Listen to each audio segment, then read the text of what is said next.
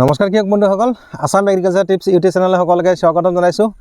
কৃষক বন্ধুসকল, প্ৰতি কেজি জলকীয়াৰ মূল্য যদি 150 টকা হয়, এতিয়া নহয় কিছুদিন পিছত, হয়তো এমাহ 1.5 মাহ পিছত যেতিয়া ধাৰাসাৰ বৰষুণ দিব, আৰু আপোনালোকে যদি খেতিয়ক হয় আৰু প্ৰতি কেজি জলকীয়াৰ মূল্য পাইকাৰী যদি আপোনালোকে 150 টকা পায়, তেনেহ'লে আপোনালোকে ভাবক আপোনালোকে কিমান লাভত থাকিব।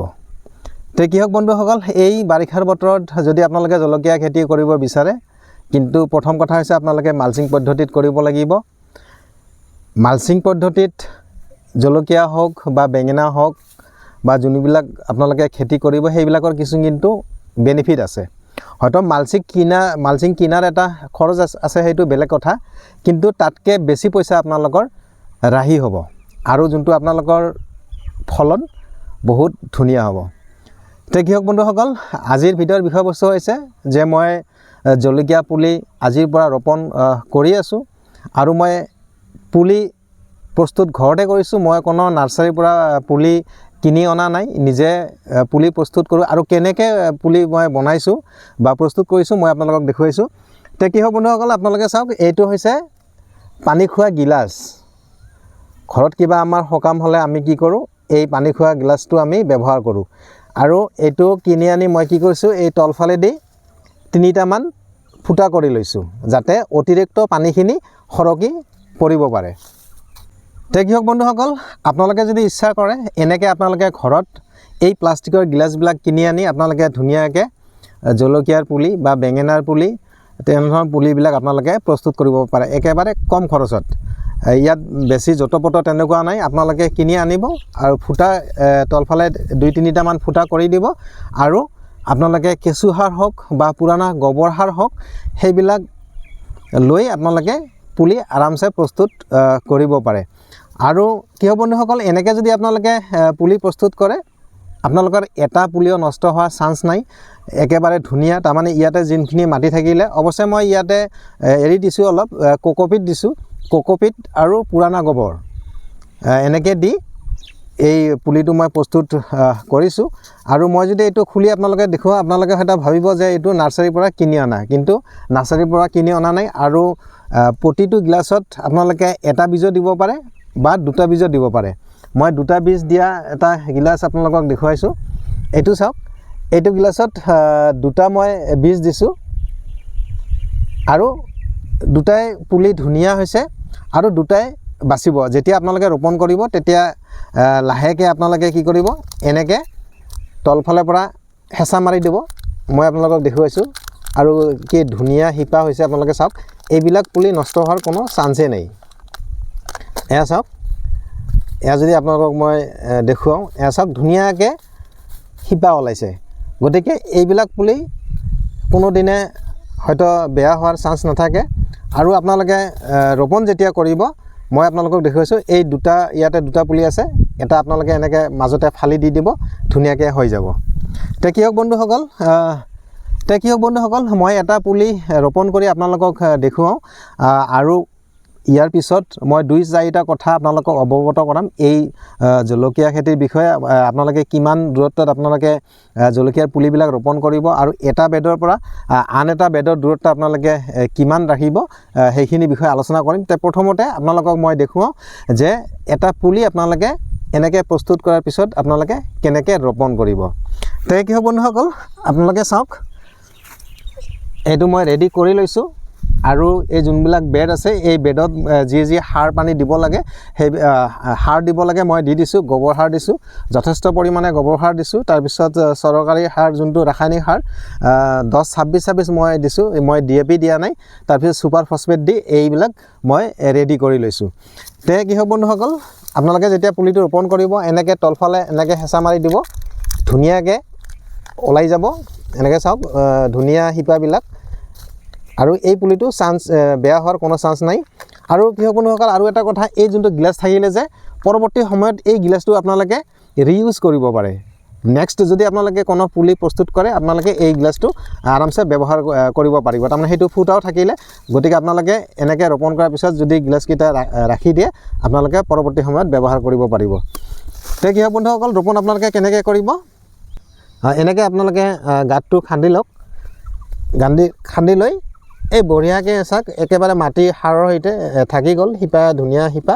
আপোনালোকে এনেকৈ বহাই দিয়ক, ধুনীয়াকৈ বহাই দিয়ে, এনেকৈ মাটি চপাই দিয়ক আৰু লাহেকৈ এনেকৈ হেঁচি দিয়ক।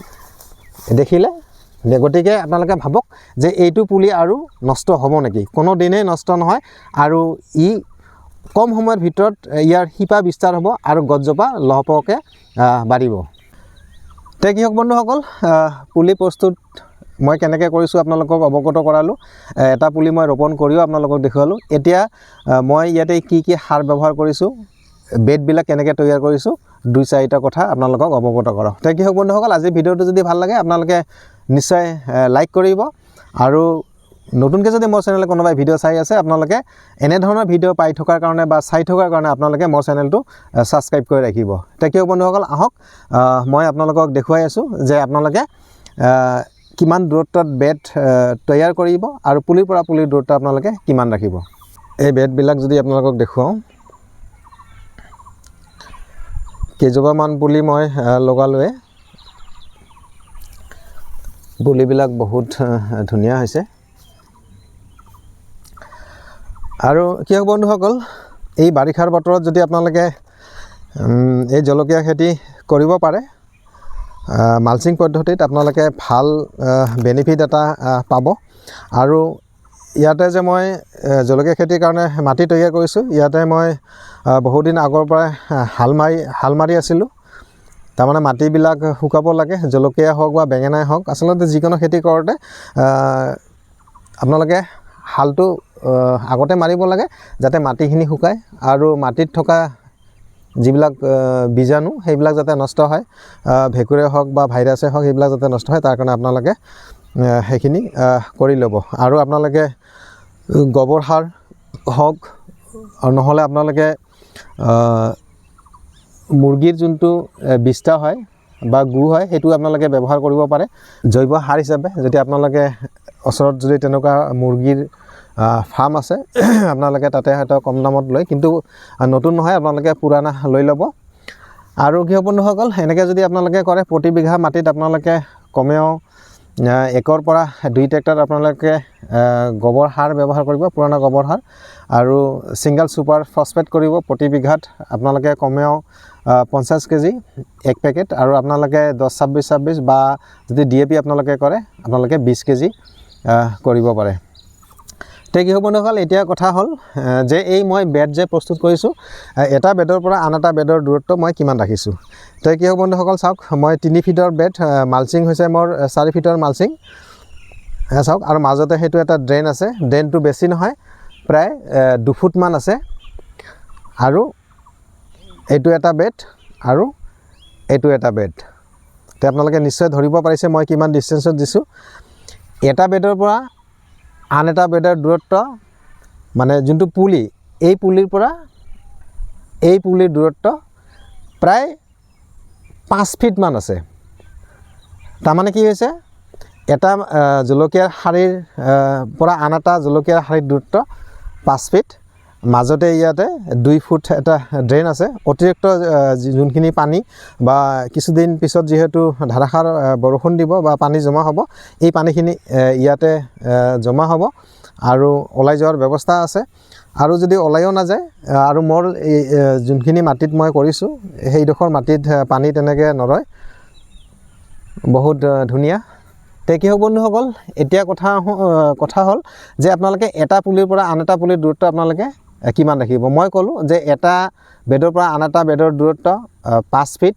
আপোনালোকে চাওক, হয়তো আপোনালোকে বহুতে ভাবিব পাৰে যে ইমান দূৰত্বত আপোনালোকে দিছে, সেইটো কেনেকুৱা হ'ব বা কি কথা, হয়তো বহুত মাটি বেকাৰ এনে থাকি যাব। কিন্তু কৃষক বন্ধুৰ কথা এইটো নহয়, আপোনালোকে যিমান দূৰত্বত পুলি ৰোপণ কৰিব, এটা লাইনৰ পৰা আন এটা লাইনৰ দূৰত্ব ৰাখিব।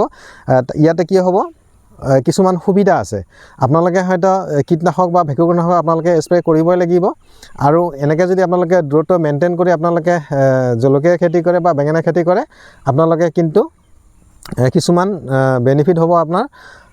ঔষধ পাতি আপোনালোকে ধুনীয়াকৈ স্প্ৰে কৰিব পাৰিব। তাৰপিছত যেতিয়া জলকীয়া ছিঙিব তেতিয়াও সুবিধা হ'ব। আৰু কি হ'ব, বতাহ বা ৰ'দ ধুনীয়াকৈ চাৰিওফালৰ পৰা জলকীয়া খেতিত সোমাব ফলত কি হ'ব আপোনালোকে কিন্তু ফলন বহুত ধুনীয়া পাব তে কি হ'ব বন্ধুসকল আৰু এটা কথা যে এটা পুলিৰ পৰা আন এটা দূৰত্ব মই কিমান ৰাখিছোঁ এয়া যদি আপোনালোকক দেখুৱাওঁ এই বেডটোত এইটো পুলিৰ পৰা এইটো পুলিৰ দূৰত্ব মই কিমান ৰাখিছোঁ মই বেছি ৰখা নাই ইয়াতে ৰাখিছোঁ প্ৰায় 2 ফিট 2 ফিট মান 24 আপোনাৰ ইঞ্চি হ'লে 24 ইঞ্চি হ'ব 2 ফিট মান ৰাখিছোঁ এটা পুলিৰ পৰা আন এটা পুলিৰ দূৰত্ব তে কি হ'ব বন্ধুসকল আপোনালোকে যদি কৰিব পাৰে এনেকুৱা পদ্ধতিত কৰক আৰু আশা কৰোঁ আপোনালোকে ভাল লাভৱান হ'ব আৰু আপোনালোকে যদি এতিয়া জলকীয়াৰ খেতি কৰে আপোনালোকে একেবাৰে উচিত দাম আপোনালোকে বজাৰত পাই যাব তে কি হ'ব বন্ধুসকল আজিৰ ভিডিঅ'টো যদি ভাল লাগে আপোনালোকে